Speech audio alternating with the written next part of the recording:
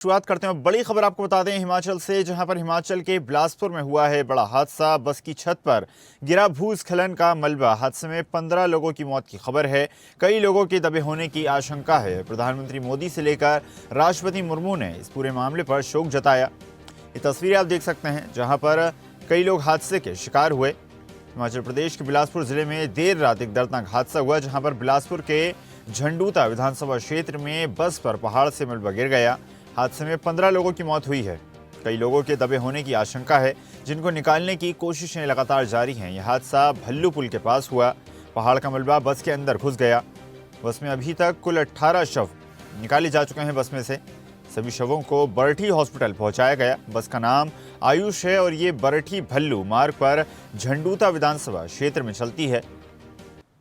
चलिए खबर पर चर्चा करते हैं। बिलासपुर से सहयोगी सुरेंद्र हमारे साथ जुड़ गए हैं। सुरेंद्र, जिस तरह से जानकारी प्राप्त हो रही है, बस पर मलबा गिर गया, भयानक पूरा हादसा हुआ, कई लोग हादसे के शिकार हुए। क्या कुछ अपडेट है पूरे हादसे पे और किस प्रकार से अब राहत और बचाव कार्य जारी हैं? जी, मैं आपको बताना चाहता हूं कि ये जो घटना घटी ये पिछले कल 6:30 बजे के करीब में घटी और ये बस मरोतन से घुमारवीं की तरफ आ रही थी। और इस बस में अब तक प्रशासन के द्वारा जो 15 लोगों की जो डेड बॉडियां निकाली गई है, उसमें 2 बच्चे सके भाई बहन जो बचे हुए हैं, एक 10 साल का है, एक 7 साल का है, वो बचे हैं।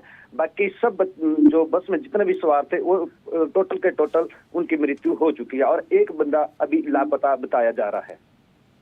सुरेंद्र, बड़ा सवाल यहाँ पर यह खड़ा होता है कि इस प्रकार के क्या हादसे पहले भी हो चुके हैं, और अगर इस प्रकार के हादसे लगातार उस क्षेत्र में होते हैं या हो सकते हैं तो किस प्रकार के सुरक्षात्मक कदम वहां उठाए गए थे? जी, मैं आपको बताना चाहूंगा जब ये भारी दरकी है और मलबा पूरा एक बस के ऊपर गिर गया है, तो उसमें इतना भयानक दृश्य था कि हर तरफ जो स्थानीय लोग थे या आगे पीछे के जो भी लोग थे, जो राहगीर थे, वो एक तरफ बचाने की तरफ कोशिश कर रहे, पर हादसे में बस पूरी तरह मलबे में लिप्त हो चुकी थी। तो जिस कारण लोगों ने स्थानीय प्रशासन को या अपनी तरफ से मदद करना शुरू की। और दूसरी तरफ मैं ये बताना चाहता हूँ कि इस भाड़ी से पहले भी भाड़ी जो है दरक चुकी थी और स्थानीय लोग के द्वारा प्रशासन को अवगत कराया गया था। पर कहीं ना कहीं प्रशासन की इतनी बड़ी चूक है कि प्रशासन के जब लोगों के द्वारा बताया गया था तो प्रशासन ने इस घटना को बहुत ही मामूली तरीके से लिया, क्योंकि अक्सर पहाड़ी क्षेत्रों में भाड़ियां जो होती थी वो दरके जाती थी और ऊपर से पत्थर मलबा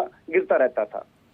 बिल्कुल सुरेंद्र, जिस तरह से आपने बताया कि प्रशासन की, सरकार की एक लापरवाही साफ तौर पर यहाँ पर देखी जा सकती है, तो बड़ा सवाल फिर ये भी खड़ा होता है कि जिम्मेदारों के अब तक क्या बयान सामने आए हैं, किस प्रकार की प्रतिक्रिया अब तक सामने आ चुकी है?